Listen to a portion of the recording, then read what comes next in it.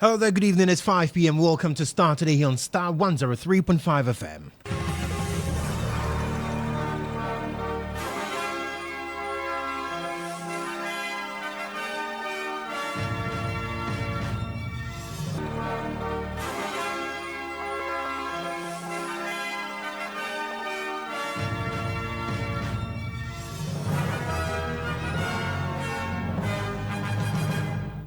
And in this evening's bulletin, minority MPs want government to draw lessons from the Kenyan riots and take seriously concerns of the public as they express fear of possible replication in Ghana, especially as the military invasion of the chamber remains unaddressed. We'll also take you to Kenya this evening, where President William Ruto has announced the withdrawal of the controversial finance bill after the deadly protests.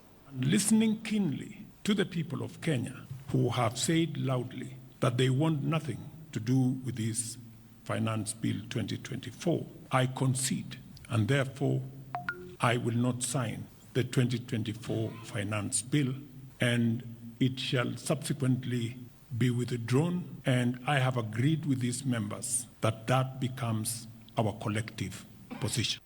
Meanwhile, Executive Director for the International Development Economics Associates, Charles Abugri, is calling on the youth in the country to emulate their colleagues in Kenya in protesting over the poor economic conditions in the country. They went on the streets by their own. They are still fighting. They are organized, occupied parliament. They have been consistent. The Ghanaian regime are also quite capable, only if they acted as citizens, not. Ghana Plastics Manufacturers Association serves notice to shut down production from next week if government fails to scrap 5% tax on ex-factory price of all locally manufactured plastic products. And we give government, the Ministry of Finance, 1 week to respond to our request, or we shall have no any other option than for all plastic manufacturers to shut down production for at least 1 week. And of course, we will send home over 30,000 workers. So that's exactly what we are getting to know from the plastic manufacturers. But tonight we'll also interrogate the matters this evening. Stay with us as we bring you details of these stories and more in this bulletin.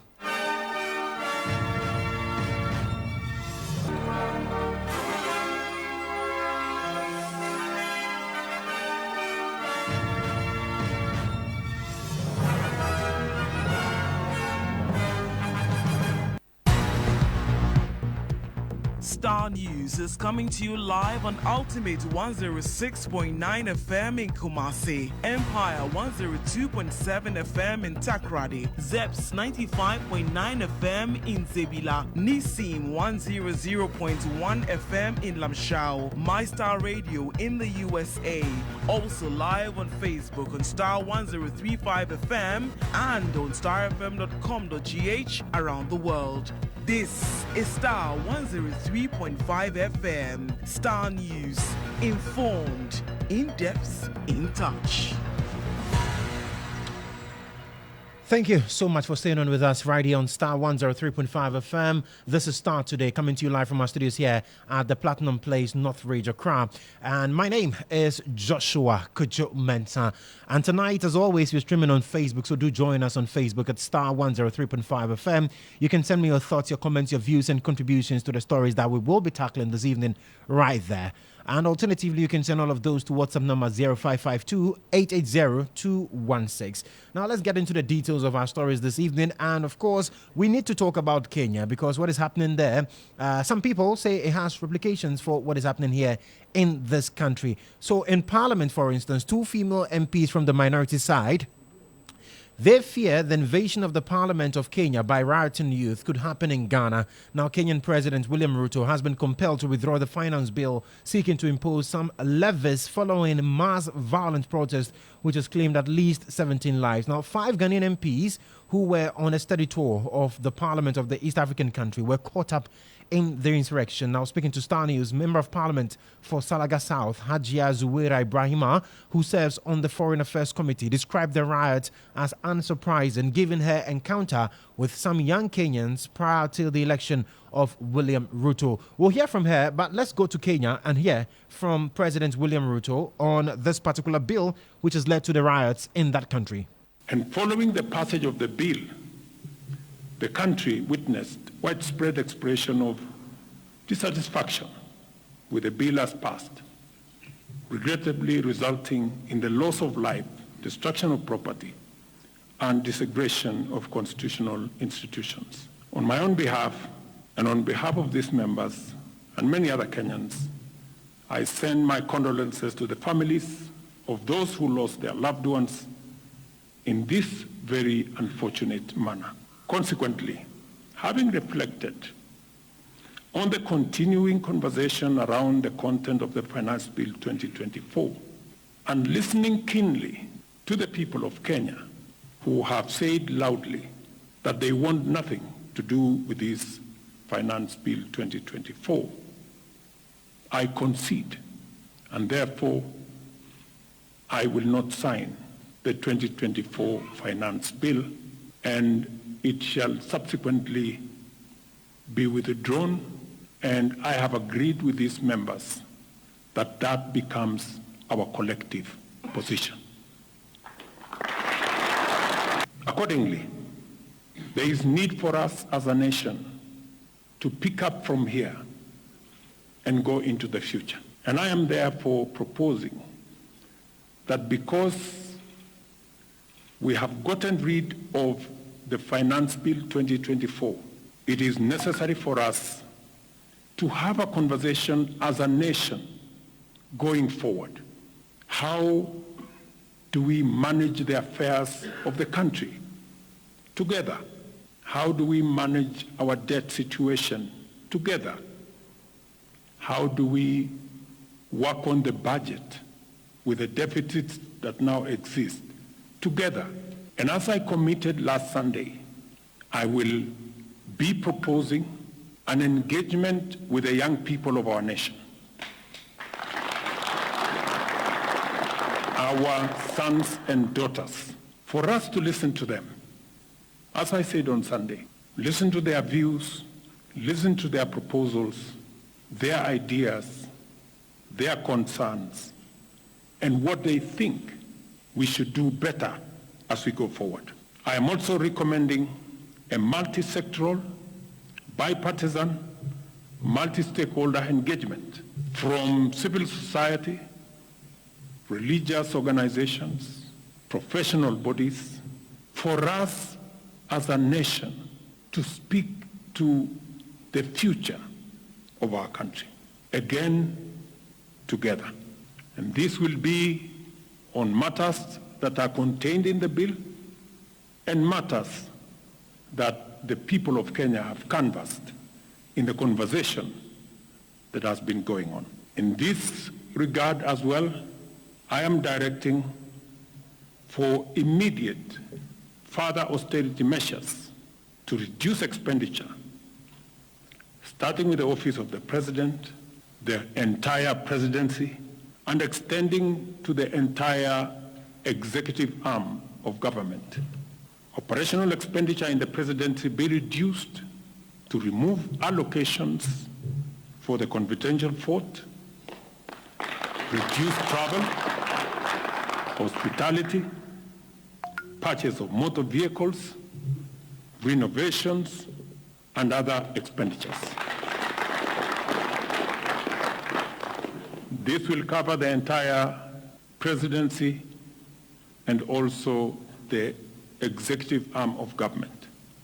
I also propose that equally, Parliament, the judiciary, and county governments, working with the National Treasury, also undertake budget cuts and austerity to ensure that we do live within our means, respecting the very loud message that is coming from the people of Kenya. So you heard the president of Kenya, William Ruto, after the protests and what we also saw yesterday, where 5 of our MPs were also caught up in that particular one. Well, the member of parliament for Kitu South, Abla Jifa Gomashi, is charging the President Akufo-Addo's administration to pay heed to concerns of citizens and shun what she describes as pomposity and arrogance of power. The former Deputy Minister for Creative Arts also questioned why the invasion of the Chamber of Parliament by the military has not been addressed till date, disclosing the development leaves her in constant fear whenever she shows up in the chamber. Listen to her. Commiserate with the people of Kenya for the loss of lives. They didn't have to lose human beings because your people are unhappy with a decision that you have taken. But I'm hoping that they will heal from this going forward. It's a problem that democracy seems not to be working as we expected, and only because of entrenched positions and refusing to listen to the same people who give us power. I recall vividly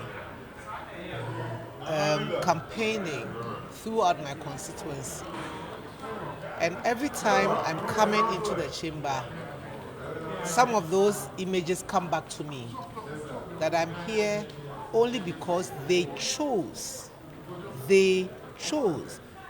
my word against the other contestants. So it guides what I say and do in this place.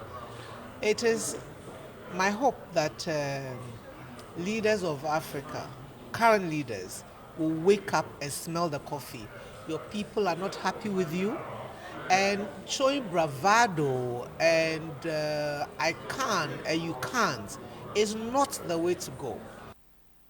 So you heard there, Abla Jifa Gomashi also speaking to the issue in Kenya and how it's also likening, she's also likening it to our situation here in Ghana and saying generally Africa, the people are not happy with the leaders. Well, let's get on the phone lines now and speak to Adib Sani. He's a security analyst and he has joined us. Adib, thank you so much for joining me this evening. So William Ruto has bowed to the pressure. He's refused to sign the bill. But for many, this is a little too late, to say the least, because we've had a situation where lives have been lost as a result of this particular bill in Parliament. Exactly what are your thoughts on this so far? Well, when the whole issue started with discussions on social media, I think the political class didn't take them serious. Maybe they thought they were just, small boys and small girls who call themselves Gen Z. But they have proven beyond reasonable doubt that they are a force to reckon with, and they have a say, they have a voice. And that's exactly what we saw play out in the streets. It's just unfortunate that it culminated into violence with lives lost. But that surely is a lesson, not just to the Kenyan administration, but to other leaders on the African continent who think they can always take the people for granted, who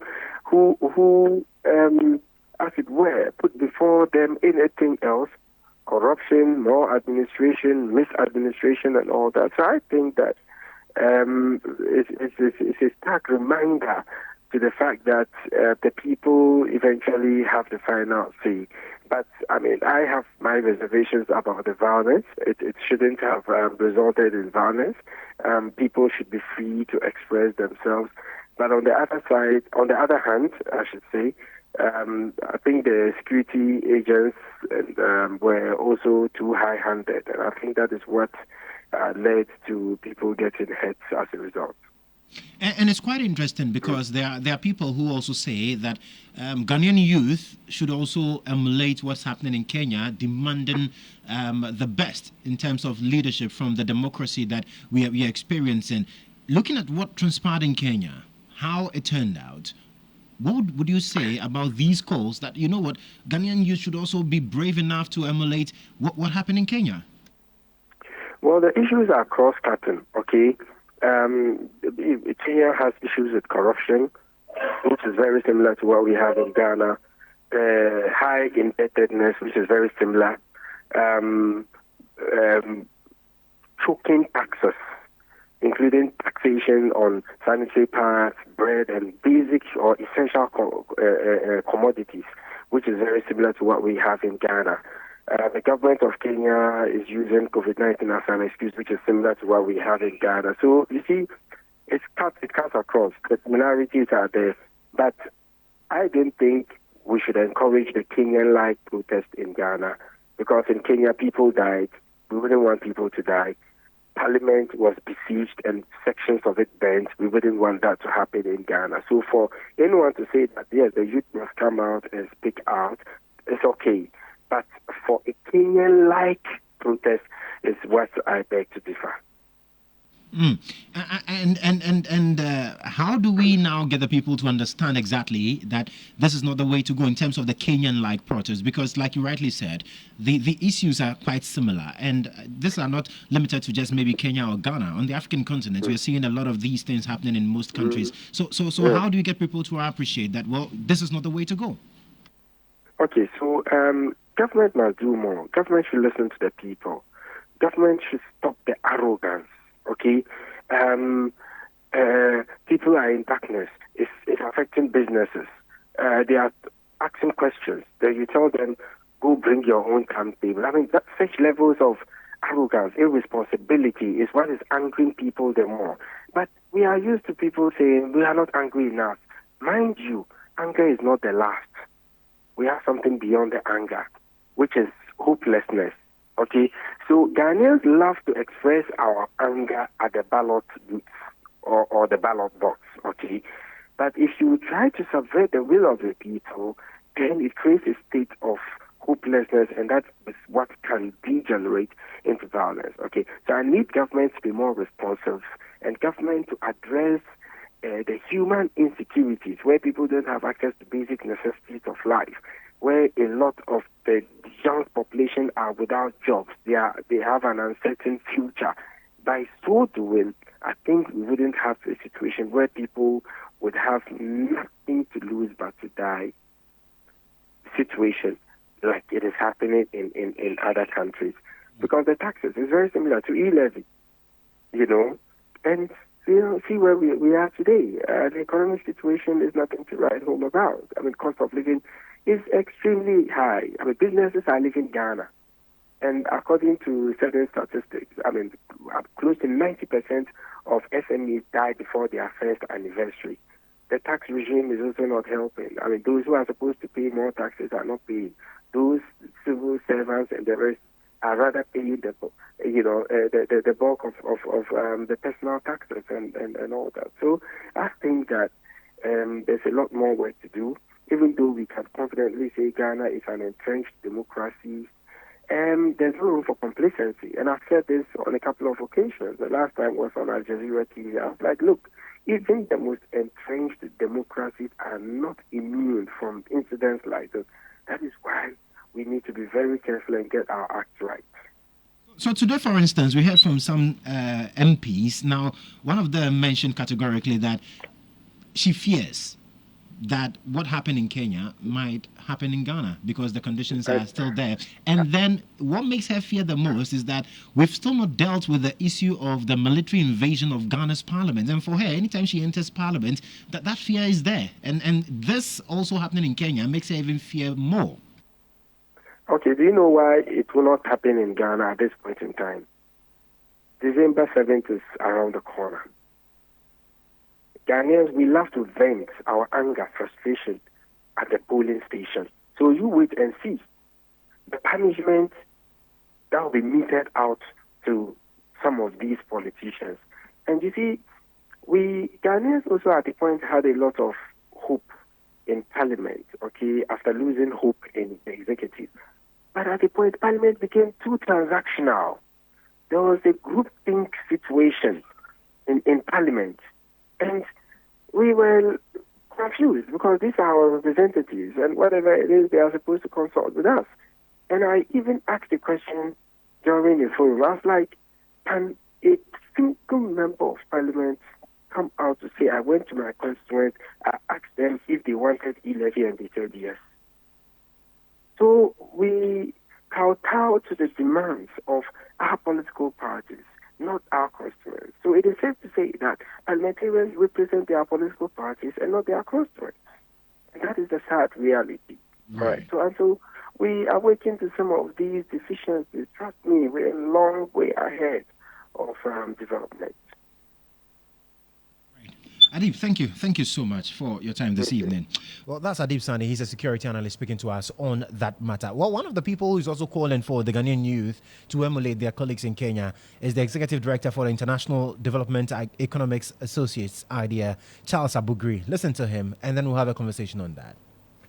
Take us back to international capital, which is economic crisis, giving way to another economic crisis, and we will be back to the IMF for the 18th time, the 19th time, and the 20th time. We need some more radical alternative perspective on the current economic restructuring. I am not hearing it from Ghanaian civil society. I remember ideas, International Development Economics Associates organized a large debt conference. All the radical ideas that were coming from international, nobody was listening. Our political elite on their panel, my mother had died at that time, so I couldn't even come to my own conference. But I was our political elite. They were not contesting. They were simply talking about one person is a little more corrupt than the other, and that one part is spending a little bit more than the other.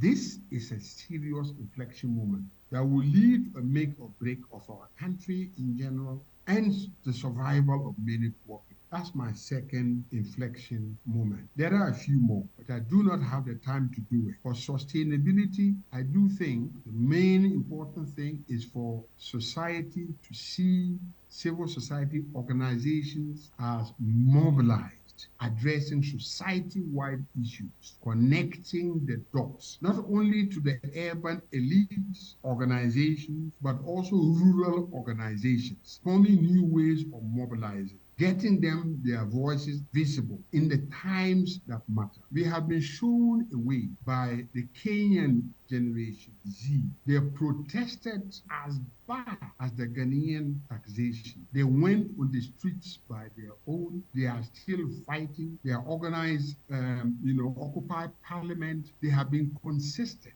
The Ghanaian generation Z are also quite capable, only if they acted as citizens, not idiots, and that we are collectively recognizing that unless the country as a whole progresses, no single individual or clan progression can be sustainable. Can we also have a Generation Z uprising? Thank you.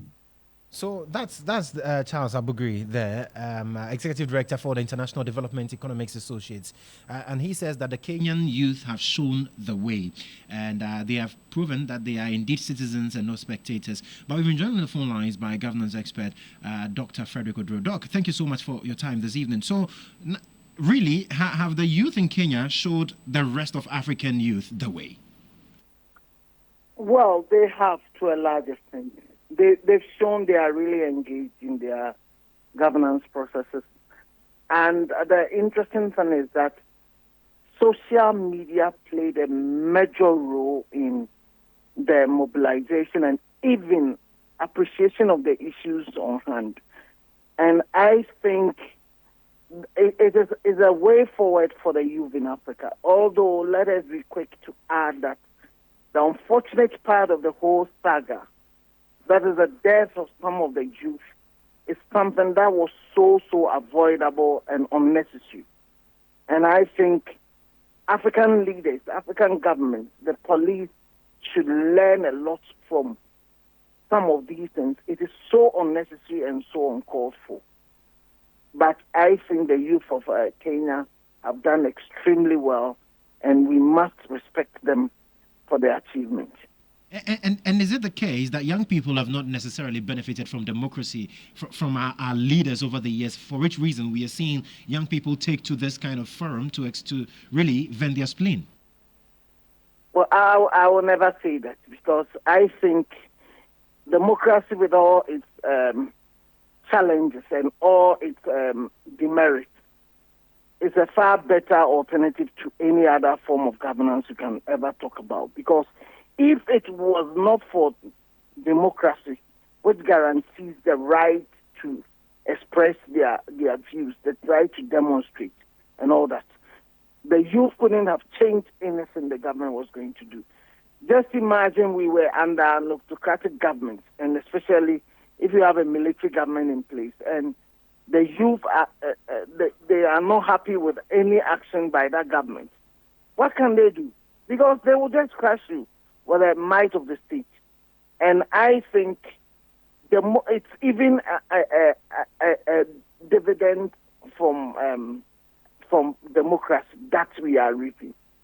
The point is that our governance in this part of our world has not yielded the necessary benefits. But it is not democracy that has not yielded the benefits that the youth and, for that matter, the populace need. And so, how then do we rightfully demand benefits of the democracy that we are experiencing? You see, you start with having the right information. Unfortunately, when propaganda, where people are pushing people to propagate their own agenda, that doesn't help. If you look at the Kenyan situation, and if you follow the discourse in Kenya, it was a situation that the youth themselves got engaged in the process. They understood the implication of the budget. Let's not forget that what they were protesting against was a budget that was being forced on the people. And the youth stuck through it. They engaged themselves, especially with the use of social media, to appreciate the implication of what the budget was going to do for them. They understood their own situation, that they know that there was serious unemployment in the country. So if we are going to impose so hefty a tax on the people, then they have no choice but to go out there and protest. I have listened to quite a number of their leaders, and if you listen to them, you come to the realization that these are a people, I mean, by the people I'm referring to the youth, who really appreciate everything that was being done, and to, dare I say, against them. And they knew that the only way out was to protest and ensure that it is removed. But in our part of the world, I mean, and let me say for Ghana, sometimes you ask yourself, people will go out even sometimes to demonstrate. But they do so at the behest of a political grouping. And there I say both the NPP and NDC have used the youth over the years. And at the end of the day, when they are in power, they don't respond to the needs of the youth. But I think if you have a youth that would sit back, engage among themselves, appreciate the issues, and can come out with, this is what we're going to do. We're not going to do it for any politician. We're going to do it for our own future. I think that is very commendable. And I hope Ghanaian youth will begin to learn from some of these practices. Bro, Doc, thank you so much for your insight this evening. You're welcome. Right. So you heard governance analyst Dr. Frederick Kodjo speaking to us on the Kenyan issue and also what it portends for the youth in Ghana and on the African continent. But let me take you back to Parliament because I told you earlier about some two female MPs. We heard from Abla Jifa Gomashi. Let's now hear from the Member of Parliament for Salaga South, Hajia Zuwaira Ibrahima. Now, she serves on the Foreign Affairs Committee and she has described the riot as unsurprising given her encounter with some young Kenyans prior to the election of William Ruto. Now, according to her, Ghana's parliament, due to excessive partisanship, has failed to attend to the needs of the citizens and thus has opened itself to a similar attack, especially following the military invasion of the chamber. Listen to her. Commiserate with the people of Kenya for the loss of lives. They didn't have to lose human beings because your people are unhappy with a decision that you have taken. But I'm hoping that they will heal from this going forward. It's a problem that democracy seems not to be working as we expected, and only because of entrenched positions and refusing to listen to the same people who gave us power. I recall vividly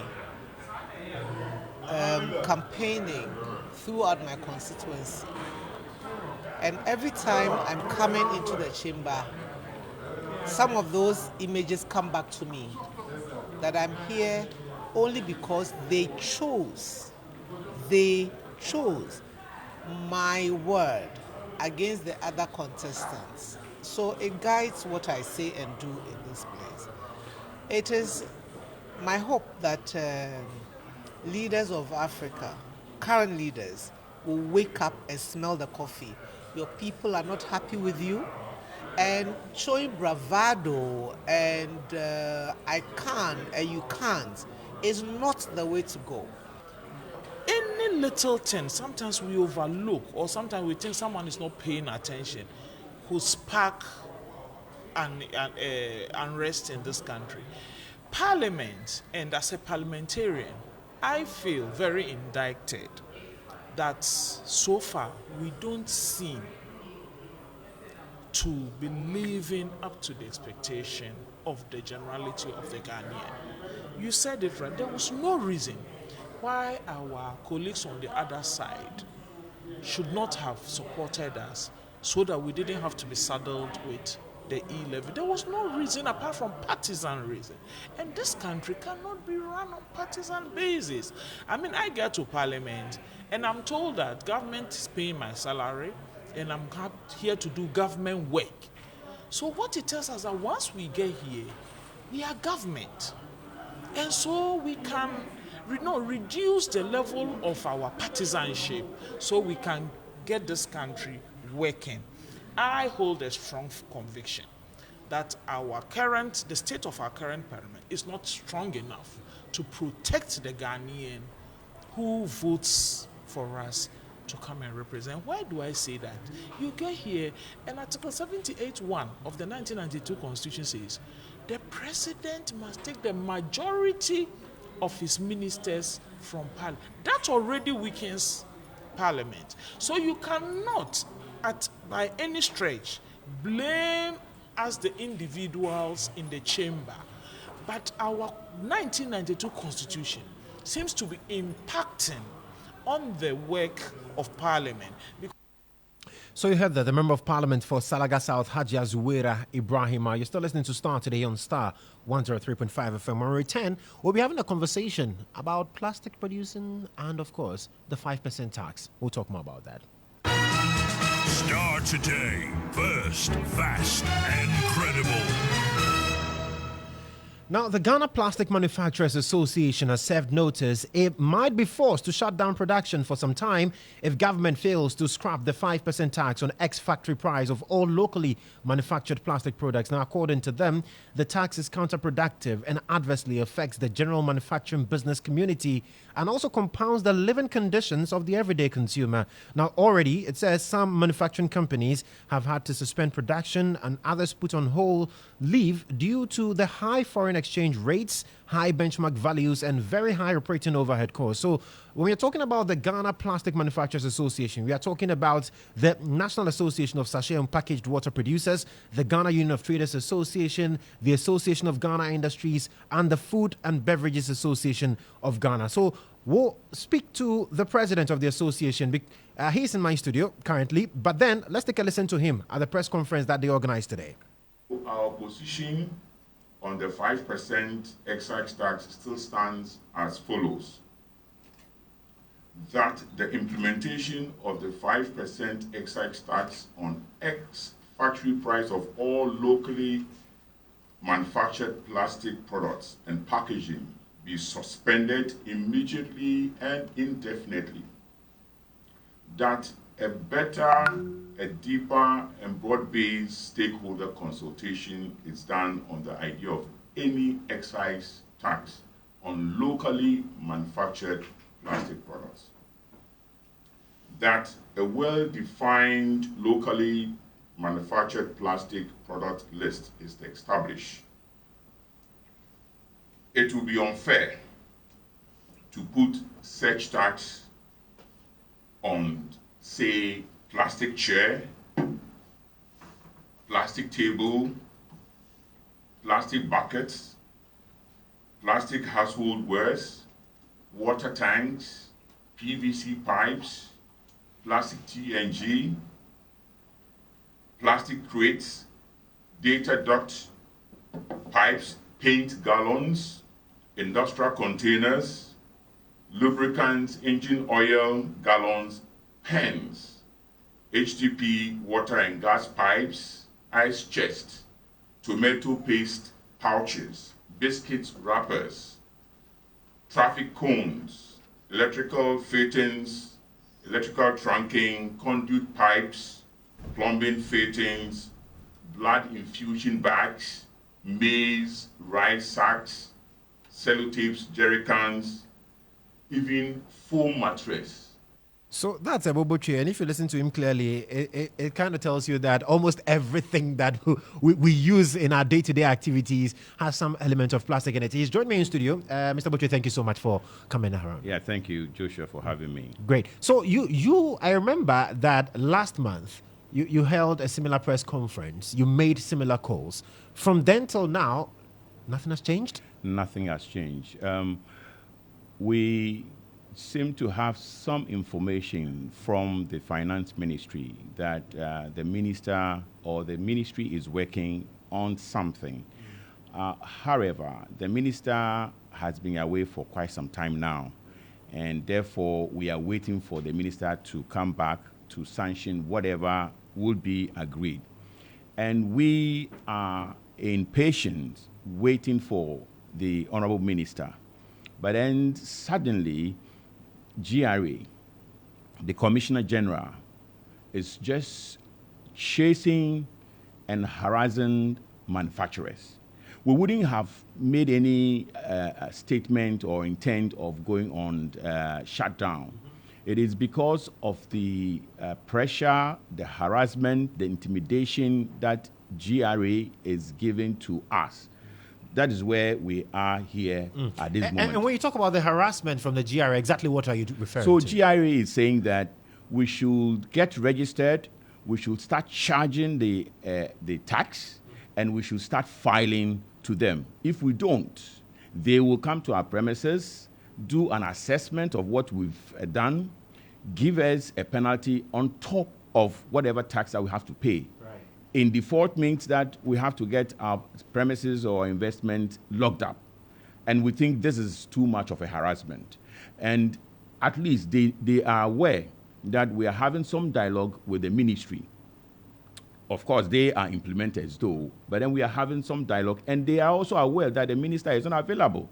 So if you push us to that wall, for us to safeguard our investments, then we have no any other option than to shut down. And if we shut down, the ripple effect, you can't imagine, because every single industry or manufacturing setup in Ghana depends on plastic packaging. And it's quite interesting because now I want to find out, because usually the rationale or the idea would be that once you're charged with this, all you do is to pass it on to the consumer, and then you don't have to worry about how it affects the consumer anyways. Yes, but okay, they are calling it a consumer tax. Right. But then it is tax on tax. So it is not even, at the end of the day, 5%. It comes to 7%. And our margins, I mean, in these times, the margins are really, really, really low. Some of the products are even cost to cost. Mm-hmm. And therefore, if you look at the ordinary man on the street, the cocoa seller, the banku seller, I mean, all these things are packaged in plastic. So if you said we should pass it on, the purchasing power is not there for the common man on the street. And for us, the common man is our partner. If government doesn't see the common man as a partner, we do see the common man as a partner. And therefore, we also need to protect the common man's interest, project his interest as well. So we cannot just simply pass it on. If we pass it on, what happens is that we become expensive. And we have porous, very porous borders. So you'll have imports through China coming to, say, Togo and Ivory Coast, and then it comes through smuggled into Ghana. So we are not in the normal times at all. And we find it very strange that government will not be able to listen to this, our simple argument. So for you, this tax, like I said earlier, according to what you've told us. It's counterproductive and it's going to even affect you. And then it would rather open the avenue for cheap imports, which Exactly. would rather not inure to the benefit of the country in any way at all. Exactly. Right. We've made all these, and they know. And that's why I want to They ask, know. so if government is aware of this, then why hasn't there been a solution That is what to I'm the saying, that concerns it's you've very made? strange for us, for us to assimilate the intent of government. Right. Is it that government wants to just collapse local manufacturing business? Then it has to make it straightforward. At the moment, some of us are, 2 companies are putting up a simulation exercise in Togo.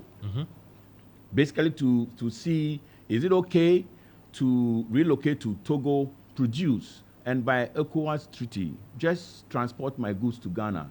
I save a lot. I get out of all this hullabaloo. So government is really on the wrong side of all these things. Government has to really sit up. And I want to find out, how are your members feeling about all of these, and then not even getting government to be clear on what it wants to do? We none of really that. feel injured. Right. Very, very much injured. See, for duties alone on our raw materials, we are talking about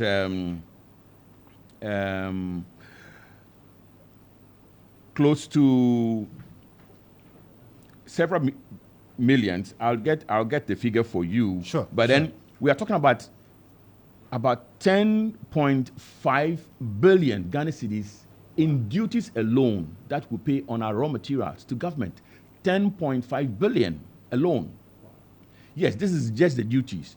And for duties, the taxes that we pay on our raw materials, it's between 38 and 40% of our cost. So if you are bringing a material that is costing you, say, 100 Ghana cedis, the duty on it, you are paying up to 40 cedis. Wow. So the revenue that comes from us, I mean, you just even look at electricity consumption. Every single month, we pay minimum 146 million Ghana cedis. To That's every month? Every month, not every month. So, and then if we give direct employment to about 30,000 Ghanaians, this is a sector that you should not joke with. This is a sector that you should listen to. And plastics as a material, as a form of packaging, is highly technical. So if you sit in the ministries or you sit in the government house and then take any decision on policy, taxes, without consulting the professionals, that's a very fatal mistake. Right. And that's what government is been doing. And so today at your press conference, you said that if you do not hear in the coming days, what is going to happen? We have served notice to government that, listen, we give you 7 days. We are giving government 7 days to get a response from the Ministry of Finance. And then also we want GRA, the Commissioner General, should talk to her team. They should stop harassing us, the plastic manufacturers. They should stop that and wait for the minister to come. Let's dialogue, let's have a conclusion. If it happens like that, fair enough. We have cool tempers and everything will be okay. But if GRA continues to harass us, to intimidate us, and we do not hear anything from the ministry, then we shall shut down. All plastic manufacturers will shut down. That will be disastrous. Very, very, because it will cut across industry. Total. I mean, it's just like a shutdown. And that shouldn't be, we don't want to get there. Right. It will even cost us a lot of money, because for plastic machines, most of them has to run 24/7. So if you are shutting down, it will cost us also a lot of money. But we are already losing money, and we need to take this action. So we hope that government will listen. And most importantly, for now, the Commissioner General of the GRA should get her team to stop harassing us on this 5% excise tax. Very well. Well, Mr. Boche, thank you so much. Thank you so much for engaging with us on this. And we know that definitely once we've had this conversation, I'm not sure government wants to sit down and wait for a shutdown of the manufacturing industry because, like you said, it cuts across sectors. But we are grateful for your time this evening. Thank you, Joshua. Thank you. So that's Mr. Ebo Boche. He is the president of the Plastic Manufacturers Association, and they have told us exactly what their concerns are. This is still Starr Today on Starr 103.5 FM. Stay with us. Starr Today, first, fast, and credible. Well, whilst we're talking about plastic consumption and, of course, what will happen to the consumer, well, the Consumer Protection Agency is praising a ruling by the Supreme Court on ban on popular personalities from appearing in advertisements that promote alcoholic drinks. You recall the Apex Court, in a 5-2 majority decision, endorsed the Food and Drugs Authority's directive banning celebrities from endorsing alcoholic drinks in country, arguing this will protect minors as well as ensure public health safety. The 7-member panel, presided over by the Chief Justice Gertrude Araba Isaba Saki Tokono, stated that the FDA guidelines was not necessarily or unreasonable, excessive, and not in contravention of the 1992 Constitution. Well, speaking at a press conference, Chief Executive Officer of the Consumer Protection Agency, Kofi Kapito, appealed to the public to rise and support the FDA to ensure that the rules and guidelines are adhered to. The ruling of the Supreme Court is not just targeting somebody who is doing a movie, somebody, quote unquote, calling themselves a celebrity. It spells out. Even they didn't even say a celebrity. They spelled it out, specific people who cannot engage. So I don't understand the brouhaha of that entity who still don't understand. Look, the FDA, I support them, the CPA supports them 110%. We are giving them our mandate. Their mandate is to regulate in terms of advertisement who can and who cannot. And when they come up with excuses like Heineken promoting, is it the UEFA, the soccer thing, Champions League. Have you seen the Champions League commercial? It's just a bottle. You don't see a player endorsing it.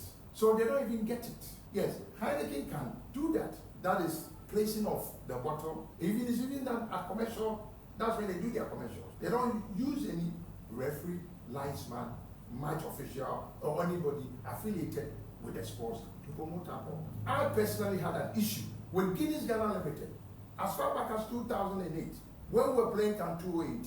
If you remember, all of a sudden we saw a billboard with Black Stars players advertising Guinness Stouts. And I was a little worried because I understood why Guinness was doing that.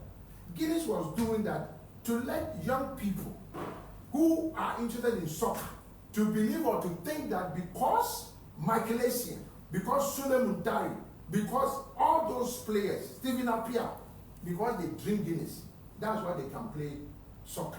If you don't understand advertisement, and advertisement is supposed to influence you in a certain direction for you to believe what somebody is selling you. Our children, laws are made to protect everyone, especially the vulnerable people. Who are the vulnerable people in society? Women and children. That is the definition of vulnerable people. So I'm a little bit surprised that mothers are not even angry in Ghana to tell these TV station owners, radio stations owners, the alcoholic and beverage people, and then the people who are marketing them to back off. Because if you don't stop them now, it will be your child in the future.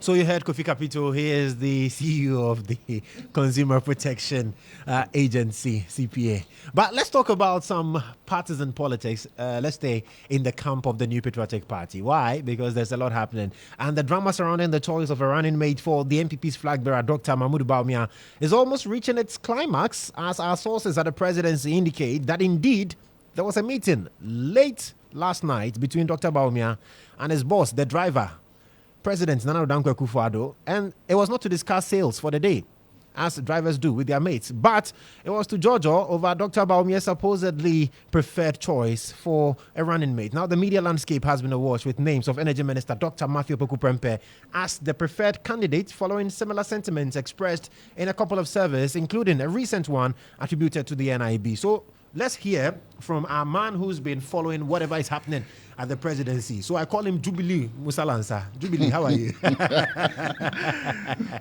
Joshua. Musa, it's been a very, very, very busy one. Very interesting conversations. Right after I got that, Jojo was on my head this afternoon. Like Jojo once said. It was on my head. So, indeed, there was a meeting last night, just after the meeting with the TUC last night to discuss the SNIT issues. There was a meeting between the driver and his mate, where we understand he mentioned his preferred person for the running mate. But the name is what people around the president are not aware of, because it was a meeting between the driver and his mate. And no passenger was available. No passenger was available. So people are speculating that he mentioned that name. And when I checked with the various office as well, they said they are aware of the meeting, but the name, as to the content of that. The only people who let him finally announce it is the National Council. So he has to speak to the National Executive Committee, and then they will call for a meeting for the National Council where the name will finally be tabled before them, and then they'll have a conversation. I reached out to some members of the National Council. They said they've also heard of the rumors, what we are also hearing. The speculated names, but they've not been summoned for a meeting yet. But they are hoping that before the close of the week, they'll get an invitation to attend a meeting. And so it's not confirmed that it's Dr. Matthew Opoku Prempeh, that's the running mate. There was a meeting, yes, fundamentally. So in that meeting, the two people who can tell us what ensued, we are talking about only the driver and the mate. They had their meeting to discuss how to move the bus forward, whether to sell the bus to the highest bidder or find a way of destroying the bus. So they will tell us that when the National Council, it's a tradition of the party, the flag bearer will meet with whoever he took over from. Akufo-Addo did it with former President Kufuor. And so Bawumia has to definitely go and see the president and tell him, this is the person that I want to do that. And the last 2 weeks, if you observe, you have been chasing these stories. We had the NIB supposed report. Exactly. And today, the Danko Institute is saying that 77% of the party folks believe that Napo should be the running mate. So they can have the meeting, but is it possible also that it's some way of trying to get my name out there, so that if I don't come up as the running mate, I'll say, okay, maybe last minute he changes his mind. So for me, after watching House of Cards, I know all these things are possible, so we have to wait but for the National sources Council. Say, well, we don't have a name yet. We'll have to meet, and we'll get to know. We'll get to know what transpired. Though we are hearing this is the name he presented, but he hasn't told us that is the name. So we don't know which name he mentioned. Remember, several names came up. The chief of staff, even just last week, women at the Domi market were demanding that she be made the running mate. KJTR market women demanded she should be made the running mate. I understand a group in Kumasi actually today wanted to hold a press conference to declare their support for Natoshi, the Get Fund, the Common Fund Administrator, as the running mate to the flag bearer. So every group is trying very hard to get the attention of the flag bearer. So we wait and then for the National Council's meeting to tell us who his running mate will be. And then hopefully by the end of this week or by next week, because the party said, we're told, I mean, by one of the party stalwarts, that before the end of this month, we'll know who exactly would be entering. From the National Council members I spoke to, these are regional chairmen, and they told me, yes, they are likely to get an invitation to come for a meeting to discuss the way forward, because they want to enter the July month with full swing campaigning across the constituencies in the country. Musa Lansa, he is our presidential affairs correspondent. We'll leave him because he has production to do for GH1 television. Musa, thank you so much. But in studio with me is a man who has been following everything politics. Ibrahim Al-Hassan, the head of our political desk, has joined me in studio. So this is the name out there. Dr. Matthew Opoku Prempeh. But one question I want to ask, is that Dr. Bawumia's choice or a choice of someone in the party? Brace for impact. Brace for impact, Joshua. And so the nuances are quite many. Right. We've had many names. At a point, it looked like every month one name drops as in joining the race. Right. Now, the reason is a simple one. Under normal circumstances, we shouldn't be talking about today's meeting. The party's constitution had stipulated how this should be done. Exactly. The flag bearer, in consulting with whoever he wants to consult, picks a name, presents the name to the National Council. The National Council then gives that name a blessing, and we are home and dry. Unfortunately, this time around, the flag bearer appeared before the National Council. Yeah. We understand he had two names, but despite the two names that he had, he pleaded for that clause in the Constitution to be waived. Exactly. Which was done. Exactly. To give him the leeway to decide whenever he's ready to present that particular name as a running mate. Now, from what I gathered, the challenge was with the one with the overwhelming support. And that is Dr. Matthew Opoku Prempeh. The energy minister. The energy minister. The Dumsisi minister. Who had worked years down the line for today. And in political parlance, when you say somebody has worked, it's about putting your people in places of influence, raising your people to positions of decision making, raising or uplifting people. So tomorrow, when there's a need for your name to be mentioned at that table, then they would come in with your name. Exactly. At that conversation. And that's exactly what's happened. First was to cement the region. So if you remember, from day one, the search had been narrowed to just one region. The Ashanti region. The Ashanti region. Now, once the search was narrowed to the Ashanti region, Dr. Matthew Opoku Prempeh's name came up. And this might shock you, but those who are familiar with this story will not be shocked. That name did not receive the blessing of the president. That's how come it's taking us all that this long. while. Right. And that's how come there is this meeting that we are talking about today. Between the president and then Dr. Bawumia. Exactly. Because here's the reason. And like I said, this is start today. So we'll give it to you in a way that you will not get it anywhere else. That's right. The argument against Dr. Matthew Opoku Prempeh's nomination is this. He's ambitious. He's loud. He's from Ashanti region. The region that gives the party its greatest number of votes. Right. Election in, election out. Now, if Dr. Bawumia loses the 2024 elections, the permutations are that he's done. Political career over. Napo then takes over. Then if the president has any hold on the party, it's gone. If the Eastern region has any hold on the party, it's gone. Back to default setting to the Ashanti region. Now, not just that. The powers behind NAPO, and pay attention to this. Many people, and these microphones will bear witnesses to the fact that there were commentary to the effect that Kennedy Japan, after losing out, was going to break away to either join the butterfly movement or to form his own political party. Some of us felt that would never happen. That didn't happen. Now, he had made public commentary to the effect that he was going to sit on the fence. He was not going to spend a penny on the 2024 campaign, one. Two, he's not going to join the campaign trail. About 2 weeks ago, he swallowed everything back. Yeah. His part took it back and swallowed neatly. And we saw him. Exactly.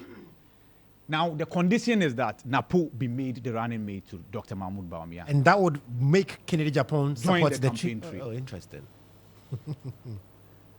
how as somebody who wants to win an election, as a flag bearer who doesn't want to be humiliated at the polls, because mind you, even if you lose and you lose respectfully, there are chances that history will favor you.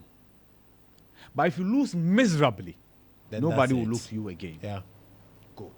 So, and Kennedy Japon has not hidden the fact that Napo is his boy, regardless of how you look at it. When he was taking on every notable member of the party who was against his bid to lead the party, he actually singled out Dr. Matthew Prempe through this microphone for praise. On Starr Chat. On Starr Chat with Bolare. Right. So that's the condition.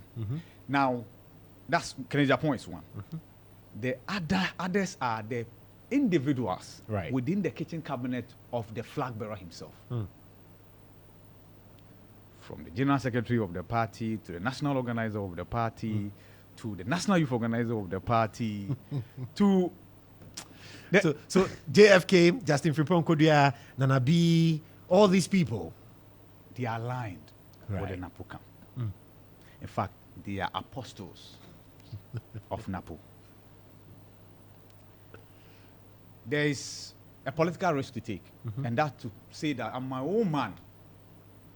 Go hug a huge transformer. Yeah, like he told us on the day that he won that election that he's going to be his own man.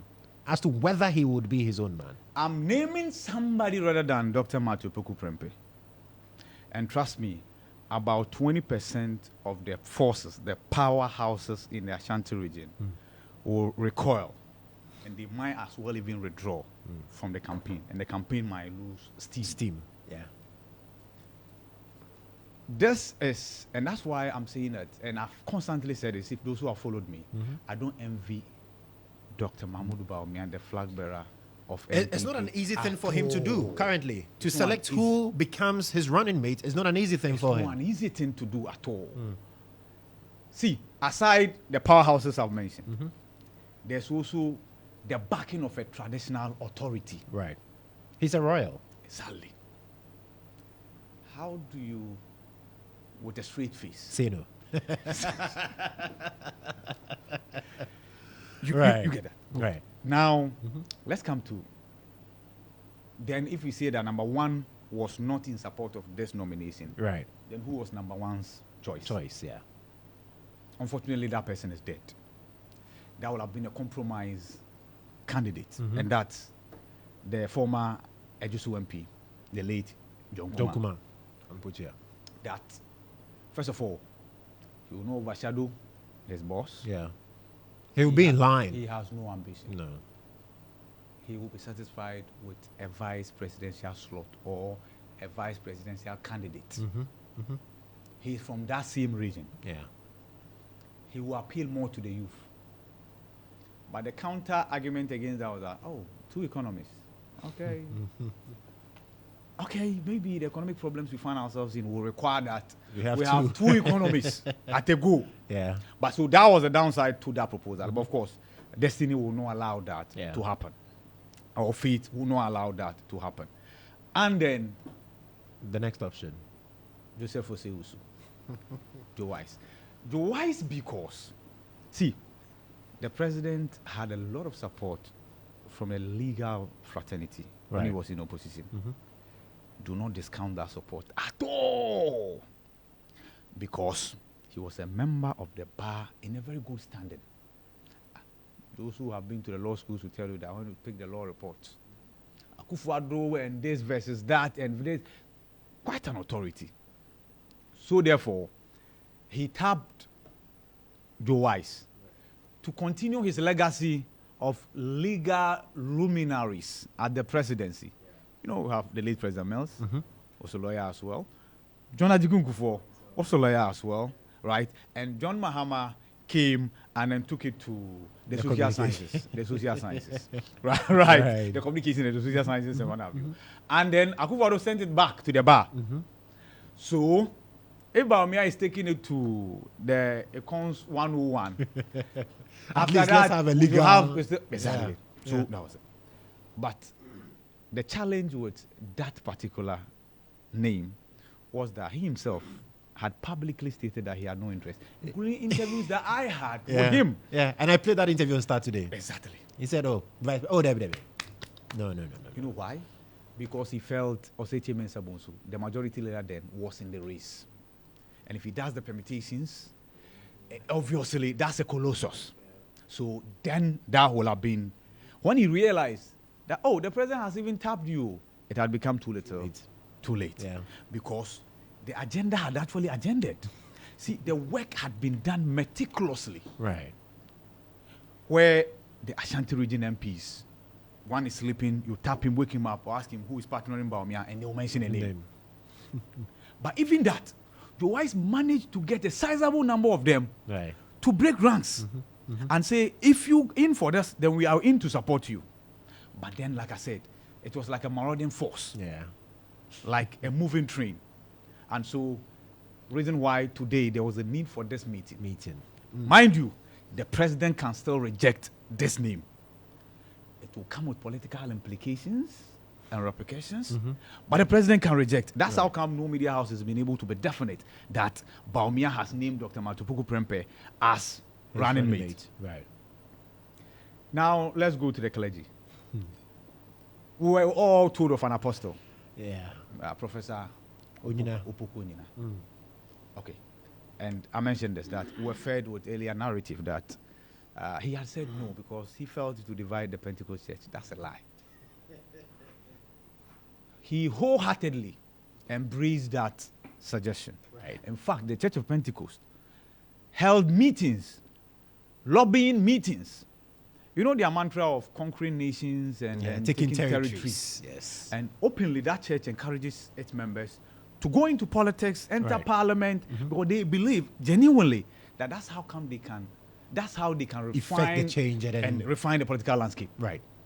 Well, if you say politics is dirty, and I've heard the chairman of the church, Apostle Nyamiche, say this. That if he's saying it's dirty, even Professor Opoku Onyina himself, when he was the chairman, said this. If he's saying it's dirty, they go in there and clean it up. Yeah. That's the change. Exactly. So they held this, and I'm told the matter got to the president. The president just had one question. Okay, so Professor Opoku Onyina, you have a task as we speak. You are actually a government appointee, so to speak. Yeah. You are in charge of the cathedral. The National Cathedral. Exactly. You've not been able to deliver that cathedral. That would have been a selling point for the Christendom. Yeah. And the Christian fraternity. What message will you take to them?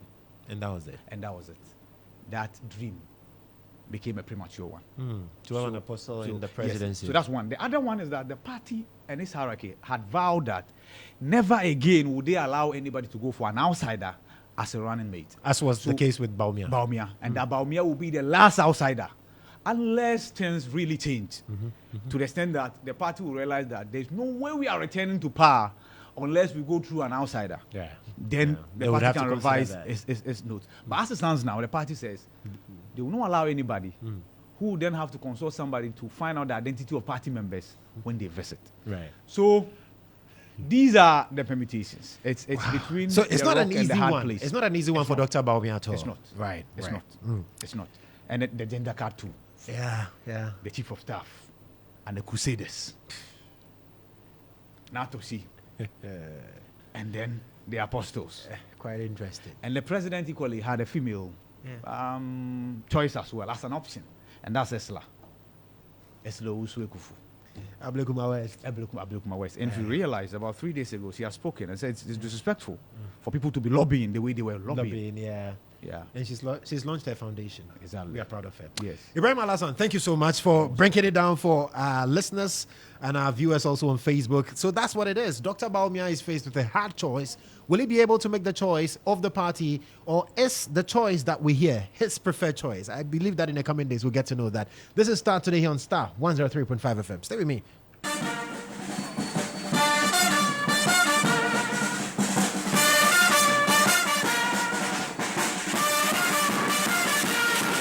Now, despite their age and aching joints, many elderly members of the Locked Up Investment Holders Forum have taken to the streets once again, protesting their inaccessible funds. Now, the determination and resilience of these senior citizens are striking as they march, hold placards, and chant songs. Now, their faces show a mixture of frustration and hope, illustrating the gravity of their situation. Now, their physical discomfort and the toll of their prolonged struggle are evident, yet their spirits remain unbroken. They are urging the government to declare 4 distressed financial institutions which are licensed and regulated by the Bank of Ghana as insolvent and to release their locked up funds. The financial institutions in question are NDK Financial Services, SDC Financial Services, SIC Life Savings and Loans, and Bond Savings and Loans. Now, for over a year, they've submitted numerous petitions to the Bank of Ghana, the Ministry of Finance and Parliament, hoping that their pleas won't be acknowledged. Today, some protesters told Starr News why they remain steadfast in their protests. Starr FM, my name is Godwin Tetelati, a customer of NDK Financial Services. Myself and my family, we've been investing there for the past 10 to 15 years. Since 2019, we've not been able to access our funds or our investments at NDK. The very reason why we have joined the Lock-Up Investment Holders Forum to demonstrate today at the Finance Ministry, hoping that we'll get our funds so that we can also keep on with our lives. Yes, Starr FM. My name is Andrews Home. Yeah, and my funds is locked up with NDK for almost close to 10 years. I've been investing with them. So close to 10 years, I've not been able to actually assess my interest, even to talk about the principal. Yes, and it has made life very difficult. That is why I have joined the demonstration today. Starr FM, my name is Rodney Odoi, and I invested in NDK about 8 years ago. And since then, I haven't taken a penny. It was supposed to support my pension, but unfortunately, for the past 3 years that I've been demanding my investments, I've not got a penny from them. That's why I joined the forum, and we are hoping that the government will put this on the agenda, because so far they've spoken about paying various people, but they have not spoken about us, those with investments in entities that are nominally alive but are in actual fact dead. Starr FM. My name is James Gerodoy. I've been investing with NDK Financial Services over 15 years ago. Since 2020, I've not received my principal or the interest of my investment that I had negotiated with them to be paying at every 6 months. So that is why we joined this picketing. Oh, Starr FM. This is Tepe Andrews. I invested with NDK Bank since 2003.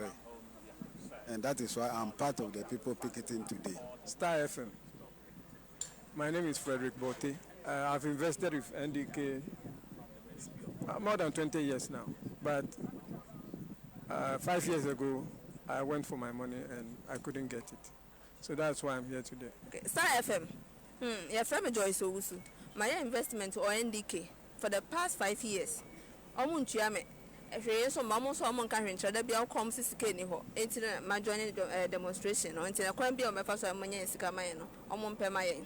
Starr FM my invest ewo NDK me ne me man nyina ne mabusua ene invest wo ho ene sika ko hye mo ho enti da bia eno enti ne ba demonstration ye ba da bia ti kwan ye be fa so on be fa so no mbetua sika man ne ye agi ye hwe. So you heard some of the protesters speaking to Starr News at the protest today. But let's get on the phone lines and speak to Georgina Tenge. She's one of the protesters. Georgina, thank you so much for joining us.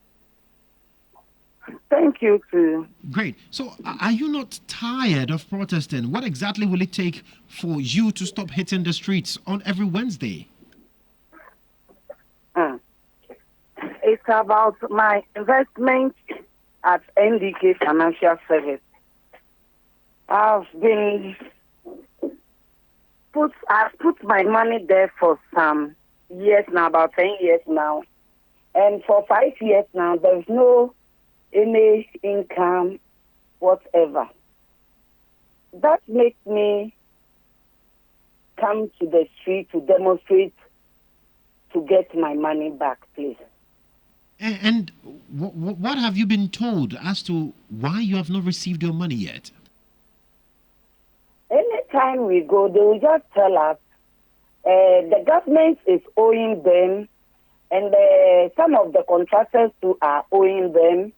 And it's an investment bank, and financial, they take loans through there. So it's like people have taken loans, they haven't paid them. That is why they were not able to give us our money back. And so have they given you any indication as to when you are really getting your money? No, please. Wow. And how much do you have invested? For that one, I can't mention. It's a lot of money. It's a lot of money. I'm not a government worker, but I've tried to put something down for my future. A time like this, if I'm in need, then I can lean on. But here is the case. I have my mother to take care of. I have my rent to pay. I have my children to take care of. I have to take care of myself for my hospital bills and things. But up till now, that is why I put the money down for investment. So that in the time like this, I will be able to lean on it and then do my one or two things. But here is the case. For about 5 years now, you go there, they will tell you there's no money. You go there, they will tell you there's no money. As if they are joking. And it's getting out of hand. And even at all, I'm not feeling well. By then, I have to first enjoy my people. So that we go to demonstration and then whatever will make us get our money so that we take it from there. It's rather unfortunate that it has to come to this, but how does all of this make you feel? It doesn't make me feel good. It doesn't make me feel good at all, my dear. Because you know the situation we are in Ghana here. It's not easy. It's not easy. It's not easy at all. I don't know how to put it. It's not easy. You know. You understand? The family members who have been helping, of late, they also don't have it. So you don't know where to cry to. And my mother is not feeling well. Me, myself, I'm not feeling well. I have to go to check up. I have to go pay my rent, buy my, lights and things then. It wasn't easy. We are in compound house, a small room. That is not where I'm supposed to be by now. But because of that, I'm in. Sometimes my light will go off, and I'll be in that. People will be having lights. I'll become a laughing stock in the house. It wasn't easy at all. And in all of this, you still don't know exactly when you're getting your money. I don't know. We'll be going there. We'll go to our leaders gave the letter to Bank of Ghana, and they give some to financial minister. And we will go there, we will not see anybody. Nobody will even come and talk to us, our leaders. We will be there, standing there. Standing, like, I don't know how to describe ourselves, like fools. Like fools. We are more than fools. That is not how we plan our life to be. But here is the case. We become fools. And you invested your money. It's not as though you spent your money on something else. You put it in an investment to reap benefits, and this is where it is, rather. Yes. It's an investment, a big investment. It's an investment for me to lean on a time like this. A time like this. I'm not a government worker. I'm a trader. And I've tried to put some money at my back, because if you are not a government worker and you are a private worker, you have to think about your future. For all these things shouldn't happen to you. But here is the case. The whole thing has become worse and worse and worse. Worse and worse and worse. You understand? It's not helping us. And then I don't know when they are coming to pay us. They are not even telling us anything. the MD at the NDK is not telling us anything. You will go, the staff will just tell you there is no money. Then that is not the agreement. And Reliance any bank, I'm not educated well. But then, before I know, they told me that bank is not a fraud bank. It's a bank that they have registered.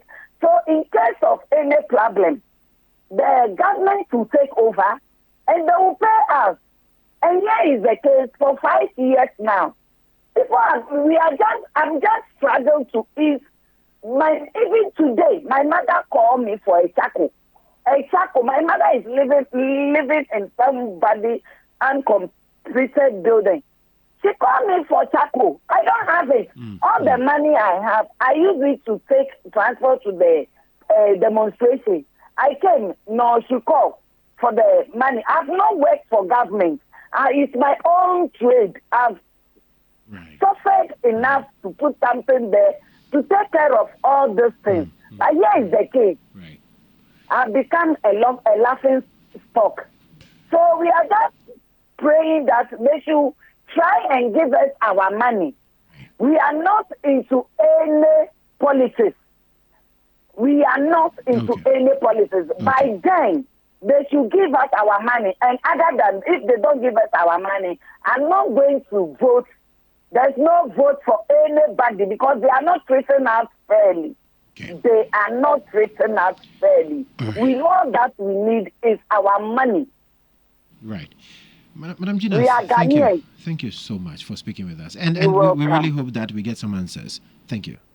So that's Georgina Tenge. She's one of the senior citizens who had to demonstrate today. Well, now the Ministry of Transport is appealing to stakeholders in the transport sector to support the government in achieving the decarbonization of the sector. The move forms part of a commitment of ensuring the country's transport system shifts from the dependence on fossil fuels, help combat climate change and improves air quality in the city. Government is urging stakeholders to invest in electric vehicles and leverage on the waiver announced by the government in the 2024 budget.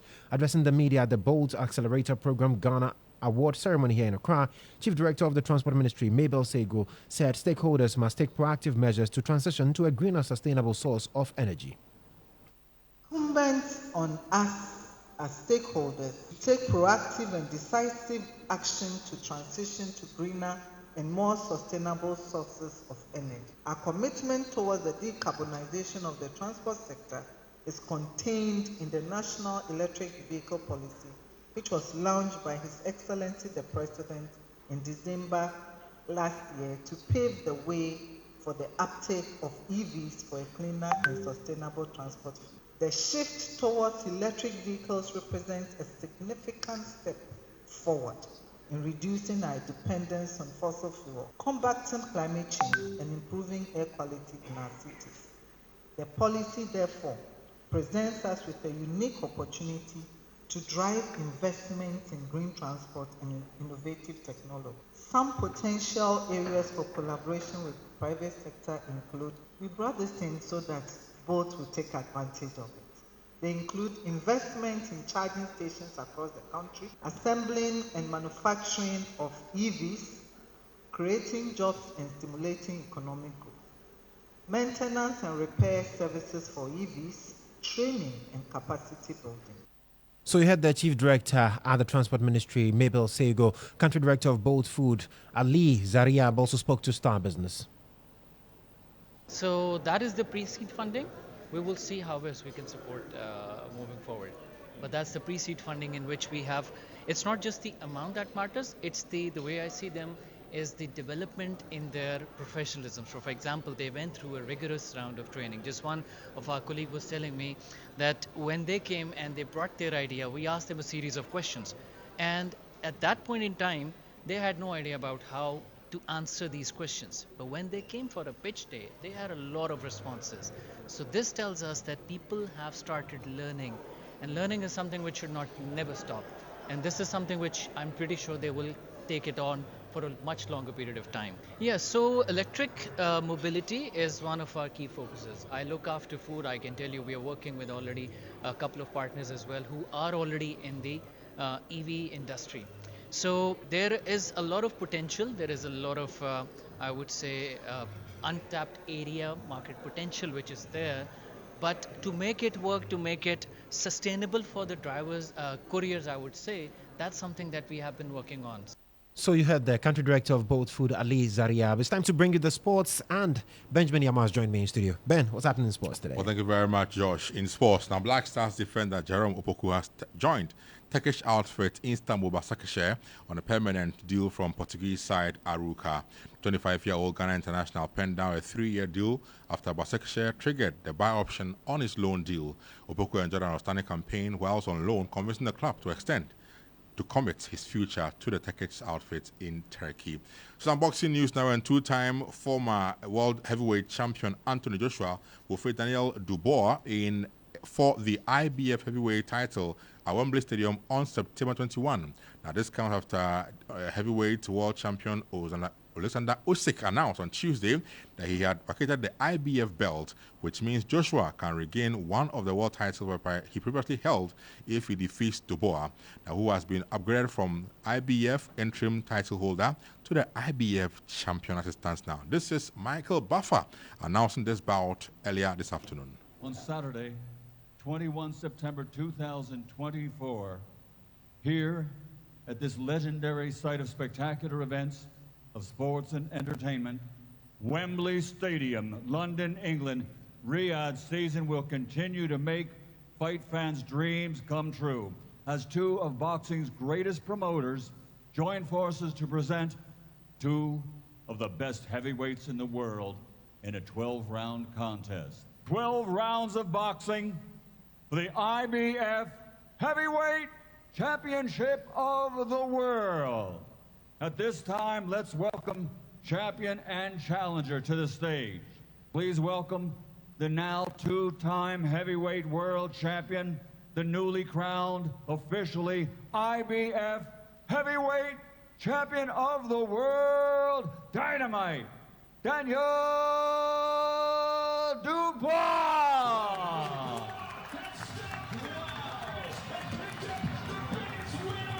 And now, ladies and gentlemen, officially the challenger. Ladies and gentlemen, he is the man known as AJ, Anthony Joshua. Michael Buffer announcing the bout fixed for 25th of September at Wembley in England. To end it, the games out there in Europe updates now. Just game coming to an end some few minutes ago. Slovakia 1, Romania 1, Ukraine 0, Belgium 0. Games out there in the European Championship. And later on at 7 p.m. today, we'll have these games also coming through tonight. Czech take on Turkey, whilst Georgia play against Cristiano Ronaldo's Portugal. And that should be it for our sports. Many thanks, Benjamin Yama, for bringing us the latest updates in the world of sports. And that's how we draw the curtains on Starr today here on Starr 103.5 FM. This morning is for you at starfm.com.gh. I am Joshua Kodjo Mensah. Grateful for your company this evening. Let's do this same time tomorrow right here on Simply the Best, Starr 103.5 FM. Do have a lovely evening.